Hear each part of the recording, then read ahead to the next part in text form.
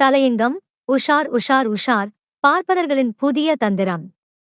இந்தியாவின் நன்மையின் பொருட்டும் மக்களின் சம உரிமையின் பொருட்டும் மகாத்மா காந்தியால் ஏற்படுத்தப்பட்ட நிர்மாண திட்டமும் பகிஷ்கார திட்டமும் கொண்ட ஒத்துழையாமையே காங்கிரசின் மூலம் நடத்தப்பட்டு வந்த காலத்தில் நாட்டில் சுயநலம் படைத்த பார்ப்பனர்களும் ஆங்கிலம் படித்த அடிமைகளும் தவிர மற்றவர்களுக்குள் ஒற்றுமையும் நம்பிக்கையும் கூடிய வரையில் கட்டுப்பாடும் இருந்து வந்தது என்பதை யாரும் மறுக்க மாட்டார்கள்.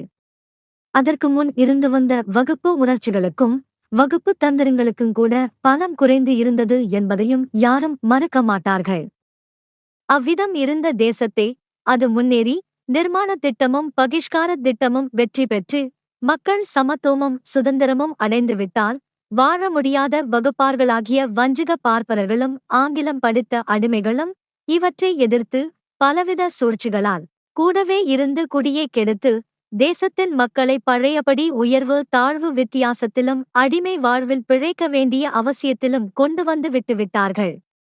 இதன் பலனாய் இப்போது தேசத்தில் எங்கு பார்த்தாலும் பழையபடி வகுப்பு உணர்ச்சிகள் பெருகி ஒவ்வொரு வகுப்பாரும் தங்கள் தங்கள் சுயமரியாதையை சுதந்திரம் என்பதாக கொண்டு தங்கள் முன்னேற்றத்திற்கு பாடுபடுகிறார்கள்.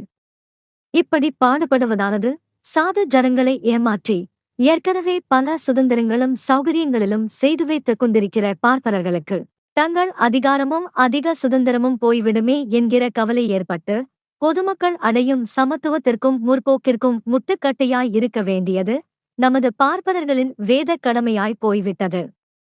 இதற்காக ஆங்காங்குள்ள பார்ப்பனர்கள் ஒன்று கூடி எவ்வளவோ சூழ்ச்சிகளும் பகீரத பிரயத்தனங்களும் செய்து பார்க்கிறார்கள். உதாரணமாக வர்ணாசிரம சபை, இந்து மகாசபை, சங்கதன் சுத்தி, சுயராஜ்ய கக்ஷி, பெங்கால் பேட், இந்தி பாஷை, இரட்டை ஆட்சியை ஒழித்தல் ஆகிய இவ்வளவு இயக்கங்களும் பார்ப்பன ஆதிக்கத்தை நிலைநிறுத்தவும் ஆங்கிலம் படித்த ஒரு சிலர் வயிறு வளர்க்கவும் பொதுமக்கள் சமத்துவமும் சுயமரியாதையும் பெறுவதையும் பிற்பட்டவர்கள் தாழ்த்தப்பட்டவர்கள் ஒதுக்கப்பட்டவர்கள் ஆகியவர்கள் விடுதலை பெற்று முன்னேறுவதை தடுக்கவும் முட்டுக்கட்டை போடவுமே ஏற்படுத்திக் கொண்டிருக்கிறார்கள். ஆனாலும் இப்போது வர வர பாமர ஜனங்கள் இவைகளை உணர்ந்து இப்பார்ப்பனர்களின் சூழ்ச்சி வலையில் சிக்காமலும் சிக்கினவர்களும் சூழ்ச்சி அறிந்து வெளிவருவதாலும் நமது பார்ப்பனர்களுக்கு இதுவரையில் ஏற்பட்டிருந்த கவலையை விட இப்போது கொஞ்சம் அதிகமான கவலை ஏற்பட்டு இதற்கு வழி தேடுகிறார்கள். தற்காலம் நமது நாட்டில் பார்ப்பனர்கள் ஆதிக்கத்தில் இருக்கும் எவ்வித ஸ்தாபனங்களுக்கும் பாமர ஜனங்களிடையில் மதிப்பில்லாமல் போய்விட்டபடியால் புதிதாய் ஒரு ஸ்தாபனத்தை உண்டாக்கி அதன் மூலம் ஜனங்களை மயக்க நமது பார்ப்பனர்கள் புதியதொரு தந்திரம் கண்டுபிடித்திருக்கிறார்கள். அது என்னவென்றால் தேசிய ஒற்றுமை சங்கம் என்பதாக ஒன்றை புதிதாக தாங்களே சிருஷ்டித்து அதில் இரண்டொரு ராஜ்ய விளம்பரக்காரர்களிடம் கையெழுத்து வாங்கி தாங்களும் கையெழுத்திட்டு இன்னும் பல சுயநலத்திற்காக எதையும் தியாகம் செய்யத்தக்க தியாக புருஷர்களின் கையெழுத்தையும் வாங்கப் போகிறார்கள். இந்து மகாசபை போலவே இச்சங்கத்தை ஒவ்வொரு ஊரிலும் ஸ்தாபிப்பார்கள். அதில் வகுப்பு நலன் நாடுபவர்கள் யாவரும் சேர்த்து கொள்ளப்பட மாட்டார்களாம். இது ஒரு புதிய தந்திரமென்றே சொல்லுவோம். தமிழ்நாடு சார்பாய் ஸ்ரீமான்கள் சீனிவாச சாஸ்திரிகளும் சீனிவாச ஐயங்காரும் கையெழுத்து இட்டிருக்கிறார்களாம். இந்த இரண்டு பெரியார்களும் வகுப்பு உணர்ச்சியே இல்லாதவர்கள் போலும், சமத்துவமே ஒரு உருவாய் வந்தவர்கள் போலும். இருவர்களும் மகாத்மாவையும் ஒத்துழையாமையையும் ஒழித்ததற்கு கொஞ்சம் குறைய முழு பொறுப்பாளிகள். பண்டித மாளவியா அவர்களும் இதில் சேர்ந்துவிட்டால் மூவரும் முழு பொறுப்பாளிகளாய் விடுவார்கள். இந்த சிகாமணிகள் தேச நன்மைக்கு பாடுபடுகிறவர்களாம். இந்தியாவின் முட்டாள்தனத்தாலும் அடிமைத்தனத்தாலும் அந்நியர்களுக்கு ஒற்றர்களாய் இருப்பதாலுமே வாழ வேண்டிய இந்த பிரபுக்கள் இந்தியா சமத்துவமும் சுதந்திரமும் அடைந்தவுடன் இந்த நாட்டை விட்டு ஓடவோ அல்லது இந்தியாவிற்கு வேற்று அரசரை கூட்டி வரவோ வேண்டிய அவசியமுள்ள இந்த வீரர்கள் இந்தியாவின் நன்மையை நாடுவதற்கு எப்படி அருகர்களாவார்கள்?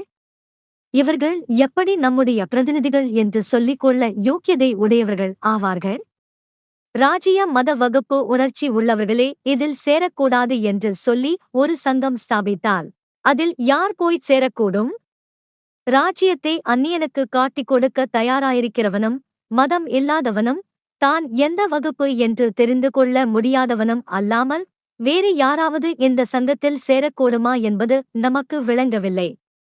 மனிதனாய் பிறந்த ஒருவன் தனது தேசாபிமானம் இல்லாமல் எப்படி இருக்க முடியும்? அதுபோலவே தனது மத அபிமானமும் குல அபிமானமும் இல்லாமல் எப்படி இருக்க முடியும்? இம்மூன்றையும் விட்டுவிட்டு இப்பார்ப்பனர்களிடம் வந்து ஒருவன் அனுபவிக்கப் போகிற லாபம் என்ன? இச்சங்கம் என்பது தற்காலம் ஒவ்வொரு மதஸ்தர்களுக்கும் ஒவ்வொரு வகுப்பாருக்கும் ஏற்பட்டிருக்கும் சுயமரியாதை உணர்ச்சியைக் கொல்ல ஏற்பட்ட சங்கமே அல்லாமல் வேறல்ல என்றே கூறுவோம். ஆதலால் நமது முஸ்லிம் சகோதரர்களே, கிறிஸ்துவ சகோதரர்களே, பார்ப்பனரல்லாத இந்து சகோதரர்களே, இம்மாய்கையில் சிக்கிக் கொள்ளாமல் உஷாராய் இருக்க வேண்டும்.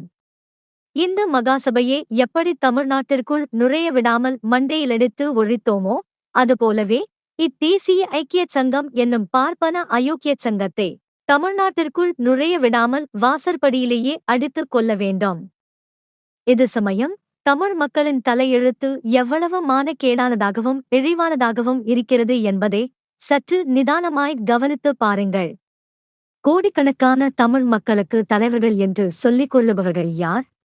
ஸ்ரீமான்களான S. Sathyamurthy Iyer, A. Rengasamy Iyengar, M. K. Achariar, S. Srinivasa Iyengar, V. S. Srinivasa சாஸ்திரிகள் முதலிய பார்ப்பனர்களே.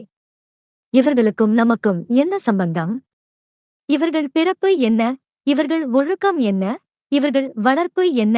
இவர்கள் ஜீவனம் என்ன? எந்த வகையில் இப்பொழுது மனிதர்களாய் வாழ்கிறார்கள்? என்ன எண்ணத்தின் மேல் நமக்கு இவர்கள் தலைவர்கள் என்று சொல்லிக் கொள்ளுகிறார்கள்? நமக்கு தலைவர்களாயிருக்க இவர்களுக்கு என்ன பாத்தியதையும் யோக்கியதையும் இருக்கிறது?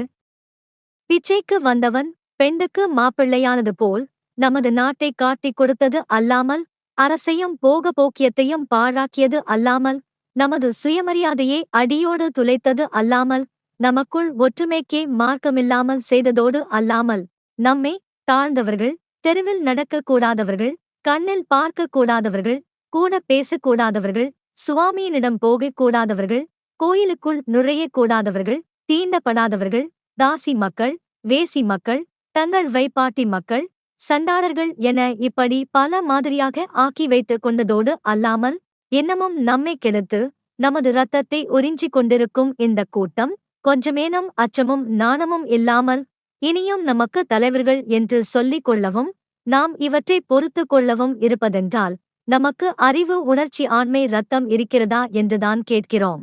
ஆதலால் இந்து முஸ்லிம் கிறிஸ்துவ சகோதரர்களே, பார்ப்பன பூண்டு கலந்த எந்தச் சங்கமானாலும் எந்த ஸ்தாபனமானாலும் அதை திரும்பிக்கூட பார்க்காதீர்கள்.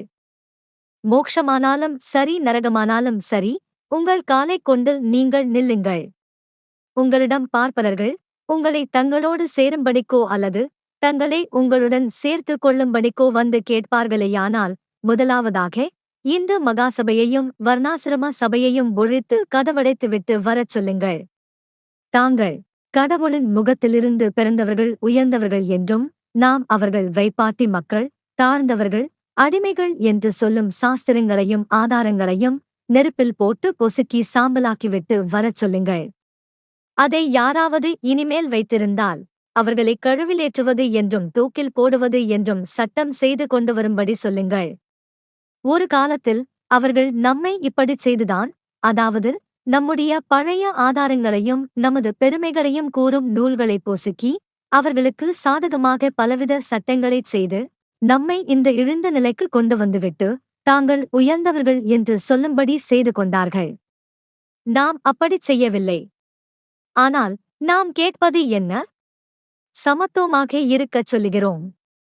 நீயும் சரி, நானும் சரி, இருவருக்கும் சம உரிமை உண்டு என்றுதான் சொல்லும்படி கேட்கிறோம். இந்து முஸ்லிம் கிறிஸ்துவ சகோதரர்களே, நல்ல சமயத்தை கைவிட்டு விடாதீர்கள். பார்ப்பனரின் பசப்பு வார்த்தையில் ஏமாந்து விடாதீர்கள். உங்கள் சுயமரியாதையை காப்பாற்றிக் கொள்ள இத்தருணம் தப்பினால் இனி எத்தருணமும் வாய்க்காது. இதுதான் சமயம். மகாத்மா காந்தியை நினையுங்கள்.